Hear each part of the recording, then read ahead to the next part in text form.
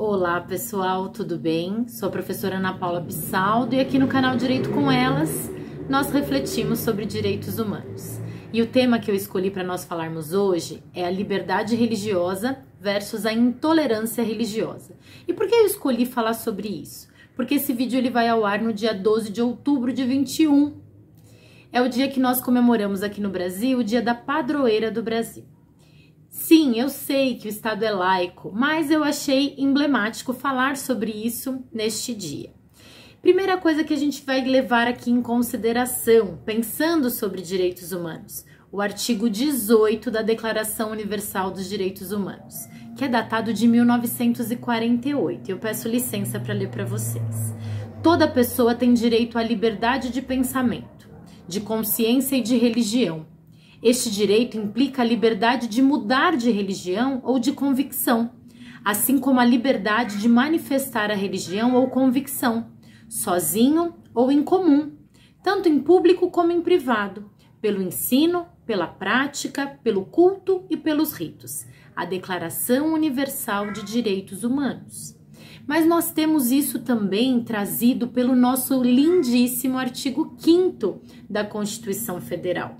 E vocês que já tiveram aula comigo, que já estão acompanhando o canal, sabem que sempre que eu tenho a oportunidade, como garantista que sou, eu vou ler o caput do artigo 5º para nós. Então vamos lá. É uma poesia, né, gente? Todos são iguais perante a lei, sem distinção de qualquer natureza, garantindo-se aos brasileiros e aos estrangeiros residentes no país a inviolabilidade do direito à vida, à liberdade, à igualdade, à segurança, à propriedade, nos termos seguintes. E para nós o que importa nesse momento é o inciso 6º. É inviolável a liberdade de consciência e de crença, sendo assegurado o livre exercício dos cultos religiosos e garantida, na forma da lei, a proteção aos locais de culto e suas liturgias. Bom, gente, então nós já sabemos que a liberdade religiosa, ela é uma previsão em estatutos nacionais e internacionais. E nós temos também, em decorrência da Convenção de Viena de 1993, algumas diretrizes para a elaboração do Programa Nacional de Direitos Humanos. Nós estamos na sua segunda versão, tá? Desculpa, nós estamos na terceira versão desse Programa Nacional de Direitos Humanos. E recentemente ele passou por uma série de conflitos e de polêmicas, especialmente por conta da proibição de consultas públicas para a criação e para a alteração desse programa. Mas isso pode ficar para um outro dia, para uma outra discussão. Primeiro que eu preciso dizer para vocês, né? Essa origem desse Programa Nacional de Direitos Humanos, como eu comentei, ela vem por intermédio de uma das reuniões da Organização das Nações Unidas na Conferência Mundial de Viena de 1993. E aí eu preciso traçar para vocês um paralelo entre essas três versões que nós temos desse Programa Nacional de Direitos Humanos. Não é obrigatório, mas nessa ação, né, nessa Conferência Internacional Mundial de Viena em 1993, foi sugerido que os países fizessem esses programas nacionais. E o Brasil foi um dos pioneiros. O nosso primeiro Programa Nacional de Direitos Humanos, ele é datado de 1996. E como eu disse, eu preciso traçar aqui um paralelo entre as nossas três versões. Essa primeira versão de 1996, o PNDH, Programa Nacional de Direitos Humanos, ele tinha como foco exclusivo tratativas sobre direitos civis e políticos. Nós tivemos uma nova versão em 2002, que é o PNDH-2, que ele inclui os direitos civis e políticos, tratativas de economia, questões sociais, culturais e ambientais. E aí veio o atual, né, o PNDH número 3, que é de 2009, e ele veio para trazer uma reviravolta no sistema, naquele paradigma pré-existente. E existem uma série de críticas em relação a ele, né? E quando eu falo críticas, questões tanto positivas como negativas, mas as críticas elas residem principalmente por conta dessa reviravolta, porque ela atacou questões que antes não eram tratadas, né?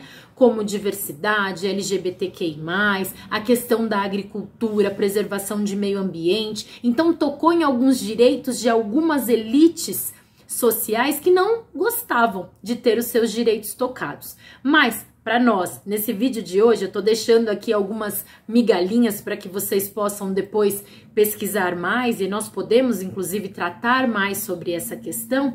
Mas o PNDH, número 3, ele traz questões super importantes e latentes acerca da liberdade religiosa e proibições ou questões que coíbam a intolerância religiosa. O PNDH, ele tem uma característica programática. Ele traz ali alguns eixos e algumas direções para que a sociedade aplique para que haja, de fato, a efetivação dos direitos humanos. E para nós aqui, o que é importante nesse tema de liberdade religiosa e intolerância religiosa é o objetivo estratégico número 6, que ele, né, do PNDH 3, que ele traz o seguinte objetivo estratégico: respeito às diferentes crenças, liberdade de culto, garantia da laicidade do Estado. E aí ele traz algumas ações programáticas, como por exemplo, gente, olha só, a ação programática A, referente a esse respeito a crenças e liberdade de culto e garantia de laicidade do Estado, é instituir mecanismos que assegurem o livre exercício das diversas práticas religiosas, assegurando a proteção do seu espaço físico e coibindo manifestações de intolerâncias religiosas. E aqui, gente, essa foi uma das questões que pegou muito em relação à crítica, porque até então nós tínhamos aqui uma massa majoritariamente católica e muitas pessoas se sentiram atacadas por essa proteção da diversidade. E tá aí uma das grandes importâncias que nós vemos desse Programa Nacional de Direitos Humanos, que nós possamos trazer inclusive para as grades de ensino o ensino religioso, que aqui nós não estamos falando de questão de ideologia, não, mas sim de desmistificação, porque o preconceito ele acontece pelo desconhecimento mormente. Então, gente, eu coloco aqui essa pimentinha para que vocês possam refletir sempre que possível sobre a necessidade dessas ações afirmativas que são trazidas por programas como esse Programa Nacional de Direitos Humanos, e aqui hoje focando na questão da liberdade religiosa e da intolerância religiosa, na verdade a proibição da intolerância religiosa. Convido vocês a lerem esse Programa Nacional de Direitos Humanos, conheçam a sua estrutura feita por eixos e diretivas e ações programáticas e deixem os seus comentários, tragam as suas dúvidas, as suas reflexões para que nós possamos pensar e expandir juntos. Um beijo e até a próxima!